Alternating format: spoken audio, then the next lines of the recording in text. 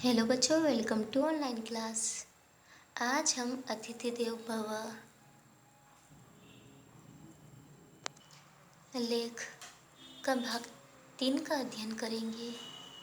अभी हाल ही में ही मेरे यहाँ अतिथि देव पधारने से पहले उन्होंने पत्र लिखा कि मुझसे मिले बहुत दिन हो गए हैं, अतः मिलने की बड़ी उत्कंठा यानी इच्छा है। ऐसे तो गौण यानी जो जरूरी ना हो रूप से एक छोटा मोटा दूसरा काम भी है। यहाँ आपसे क्या कहने की ज़रूरत है, पर चाहे जैसा भी हो उन्होंने मुझे याद तो किया। इसके लिए मैं उनका अनुग्रहित यानी कि एहसानमंद अवश्य हूँ।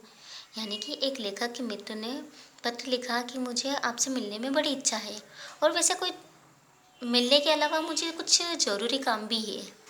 लेकिन लेखक को थोड़ा यह लगा कि यहाँ कहने की क्या ज़रूरत थी, लेकिन ठीक है, उन्होंने मुझे याद तो किया है। अपने अतिथियों को व्यक्ति विशेषताओं को वर्णन करूँ तो महाभारत की संख्या 1 से 2 हो जाएगी। यानी लेखक के घर पर इतने अतिथि आते हैं कि अगर वहाँ महाभारत की संख्या भी दोगुनी हो जाएगी।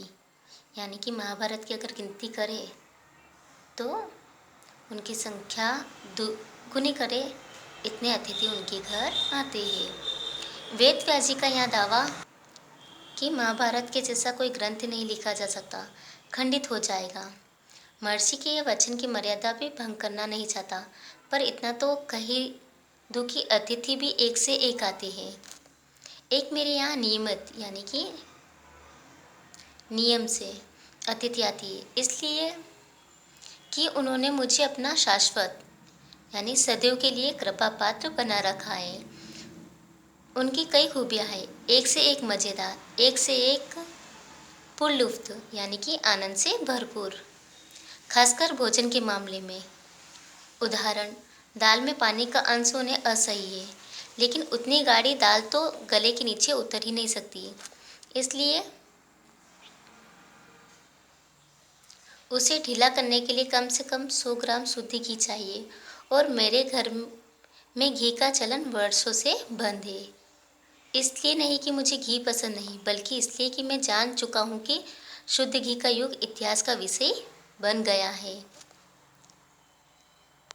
भगवान ने आंखें दी है देखने को और बुद्धि दी है समझने को।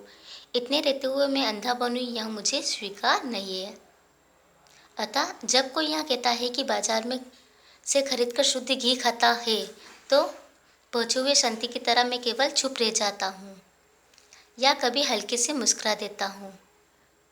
अब मैं एक ही प्रमाण पर विश्वास करता हूँ जो प्रत्यक्ष है। शेष प्रमाण दार्शनिक यानी कि तर्क से संबंधित चर्चा के लिए उपयोगी है। यानी लेखक के ऐसे मित्र हैं जो नियमित आते हैं और साथ में भोजन भी करते हैं, और दाल भी बिना पानी के नहीं खाते हैं, और अगर गले तक उतारनी है दाल तो उसमें 100-200 ग्राम तो घी चाहिए ही।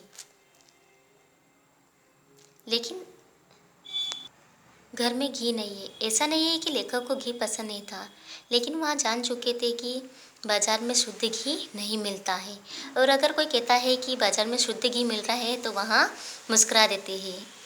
यही उनका प्रमाण है। पत्नी बीमार है, नौकर 1 हफ्ते की छुट्टी लेकर घर गया है। 3 महीने हो गए हैं, नया नौकर रख नहीं सकता क्योंकि जानबूझकर घर में चोर कौन बुलाए, इसलिए जब तक वह नहीं आता तब तक स्वयं सेवक बनकर रहना है। महीने का अंतिम सप्ताह है, ऐसे शुभ अवसर पर पधारते हैं अतिथि देव। क्या खाऊं, क्या ले जाऊं परदेश, पर नहीं खिलाऊं, सत्कार नहीं करूं, क्या यह संभव है? और मैंने जो कहा वह क्या मुझ पर भी उतना ही लागू नहीं है? आखिर मैं भी तो किसी का अतिथि होता हूँ। यानी एक दिन लेखक की पत्नी बीमार थी और नौकर भी छुट्टी पर गया था। अब नया नौकर तो रख नहीं सकते। इस इतने शुभ अवसर पर एक अतिथि आते हैं तो लेखक यही सोचते हैं कि अब इन्हें क्या खिलाऊं और इनका सत्कार नहीं करूं तो क्या यहाँ सही है?